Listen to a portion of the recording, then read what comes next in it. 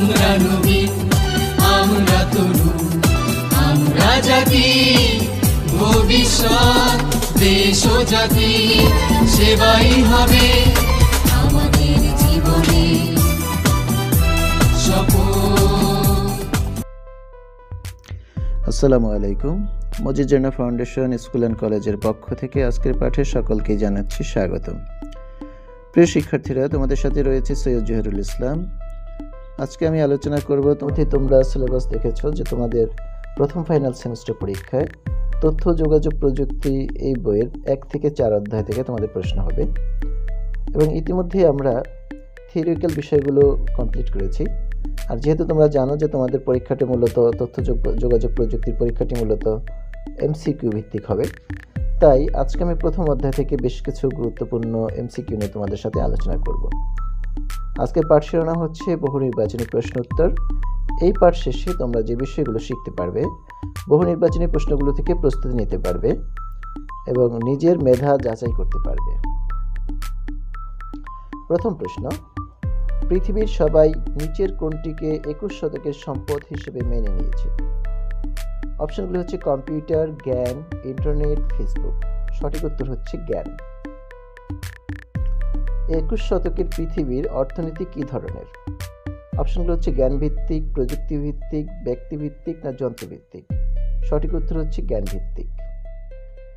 নতুন পৃথিবীর অলিখিত নিয়ম কোনটি? সাম্প্রদায়িকতা, আন্তর্জাতিকতা, নৈতিকতা না অসাম্প্রদায়িকতা। সঠিক উত্তর হচ্ছে আন্তর্জাতিকতা। 21 শতকে টিকে থাকার জন্য কোনটির প্রয়োজন? আইসিটির প্রাথমিক জ্ঞান, যান্ত্রিক দক্ষতা, যোগাযোগের দক্ষতা না জ্ঞান লাভের দক্ষতা।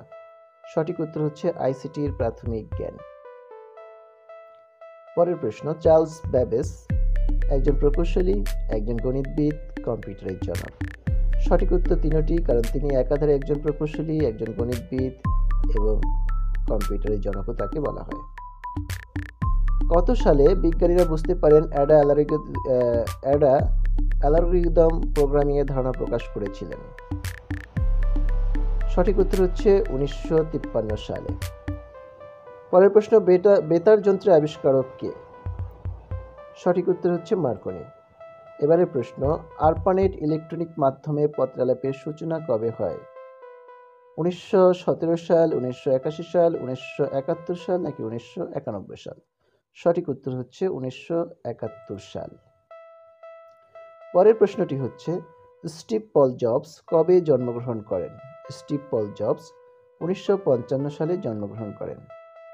এবারে প্রশ্ন, আইবিএম কোম্পানিটি কোন দেশের? আইবিএম কোম্পানিটি যুক্তরাষ্ট্রের।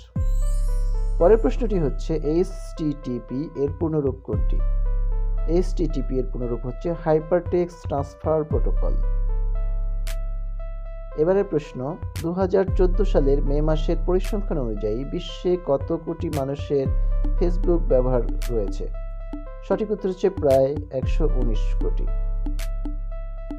এবারে প্রশ্ন, আমাদের দেশের প্রতিষ্ঠানগুলোতে যে সমস্যাগুলো বিদ্যমান সেগুলো হচ্ছে প্রয়োজনীয় যন্ত্রপাতির অভাব, দক্ষ শিক্ষকের অভাব, ল্যাবরেটরিজ অপ্রতুলতা। সঠিক উত্তর তিনটি, অর্থাৎ 1, 2, 3।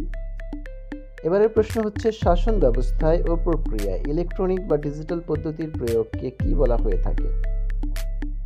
সঠিক উত্তর হচ্ছে ই গভর্নেন্স। এবারের প্রশ্ন, গভর্নেন্সের মূল বিষয়টি হচ্ছে নাগরিকদের জীবন মান উন্নত করা। পরের প্রশ্ন, আখ চাষিদের হয়রানি ও বিড়ম্বনার অবসান কোনটির কারণে হয়েছে?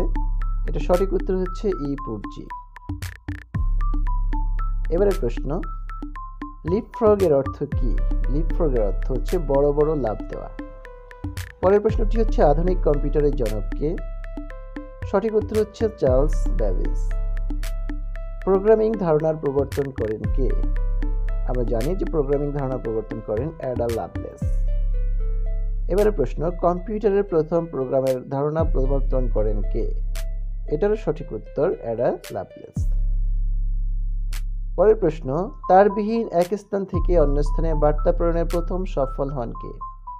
আমরা জানি যে তারবিহীন এক স্থান থেকে অন্য স্থানে বার্তা প্রেরণের প্রথম সফল হন বাংলাদেশি বিজ্ঞানী জগদীশ চন্দ্র বসু।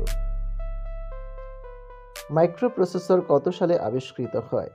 মাইক্রোপ্রসেসর 1971 সালে আবিষ্কৃত হয়।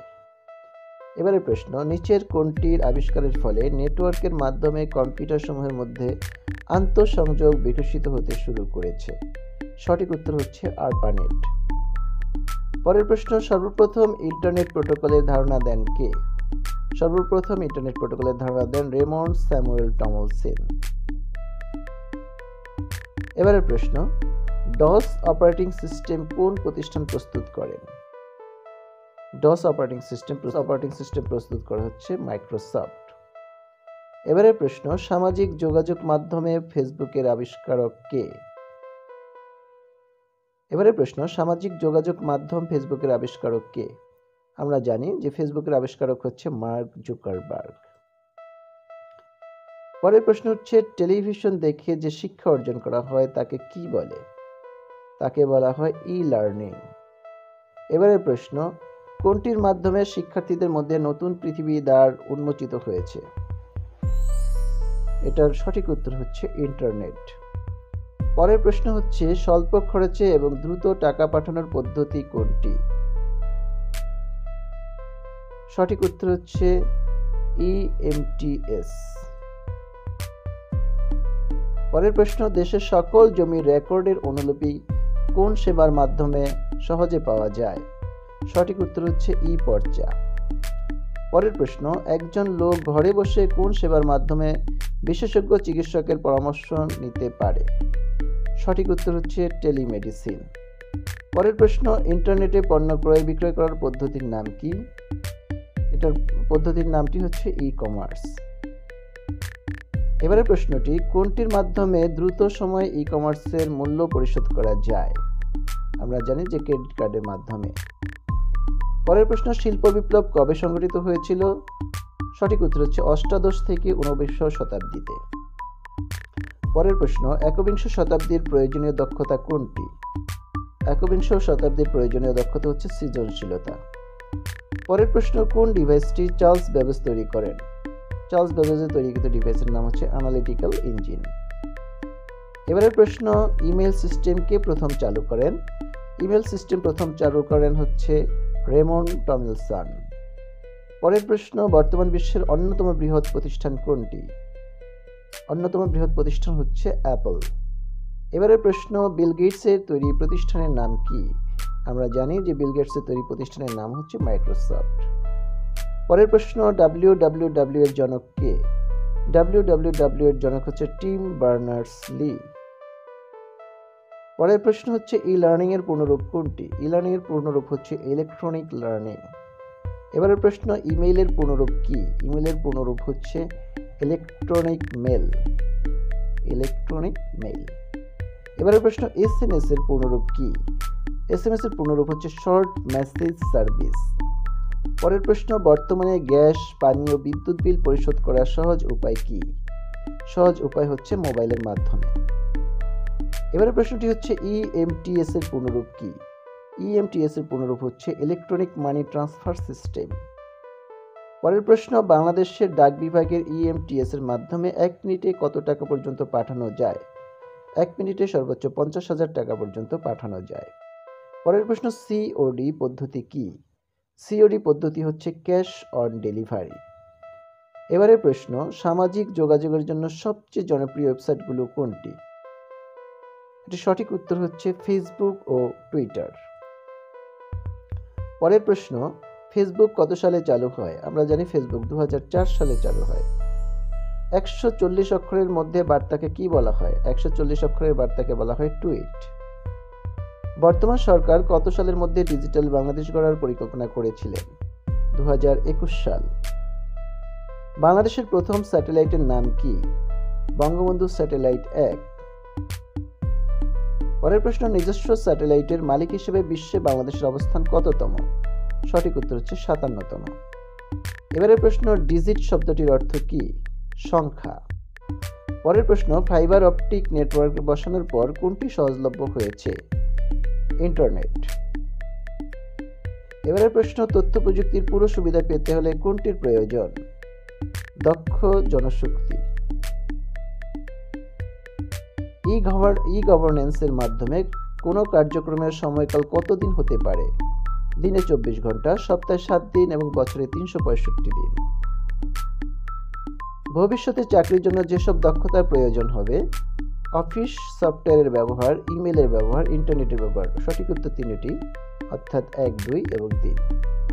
এবার প্রশ্ন, সামাজিক যোগাযোগ ব্যবস্থা হলো টুইটার, ইউটিউব, ফেসবুক। এখানে সঠিক উত্তর 1 এবং 3, অর্থাৎ সঠিক উত্তরটি হচ্ছে গ নাম্বার, টুইটার এবং ফেসবুক। পরের প্রশ্ন, ফেসবুক যারা ব্যবহার করেন তারা হচ্ছেন সামাজিক যোগাযোগ সাইটের সদস্য এবং নেটিজেন, অর্থাৎ 1 এবং 2। এটা সঠিক উত্তর হচ্ছে 1, 2। ডিজিটাল বাংলাদেশের মূল কথা হচ্ছে মানুষের জন্য গণতন্ত্র, সুবিচার ও দায়বদ্ধতা, স্বচ্ছতা ও মানবাধিকার। সঠিক উত্তর 3টি। উদ্দীপকটি পড়ো এবং নিচের 61 ও 62 নং প্রশ্নের উত্তরটি দেওয়ার চেষ্টা করি। হাবিব কক্সবাজার বেড়াতে গিয়ে অসুস্থ হলে স্থানীয় ডাক্তারের দ্বারস্থ হয়। পরে স্থানীয় ডাক্তার ঢাকার বিশেষজ্ঞ ডাক্তারের পরামর্শ গ্রহণ করে হাবিবের চিকিৎসার ব্যবস্থা গ্রহণ করলেন। প্রশ্ন, স্থানীয় ডাক্তার যে পদ্ধতিতে বিশেষজ্ঞ ডাক্তারের পরামর্শ গ্রহণ করলেন তা হচ্ছে টেলিমেডিসিন সেবা এবং ই-স্বাস্থ্য সেবা, অর্থাৎ 1 এবং 2 হচ্ছে এটার সঠিক উত্তর। হাবিবের চিকিৎসায় কোন প্রযুক্তির ভূমিকা রয়েছে? হাবিবের চিকিৎসায় আইসিটি প্রযুক্তির ভূমিকা রয়েছে।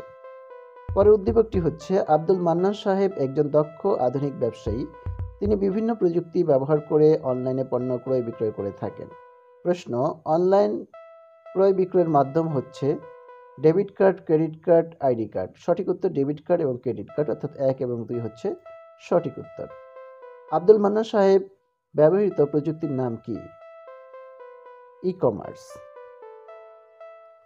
এবারে উদ্দীপকটি হচ্ছে আব্দুল হাকিম আউটসোর্সিং এর কাজ করবে বলে সিদ্ধান্ত নিলেন। আব্দুল হাকিমের মতো অন্যদেরকে উক্ত কাজে যুক্ত করতে পারলে বেকারত্ব হ্রাস ঘটবে, কম্পিউটারের ব্যবহার বাড়বে, জনগণের মাথাপিছু আয় বাড়বে।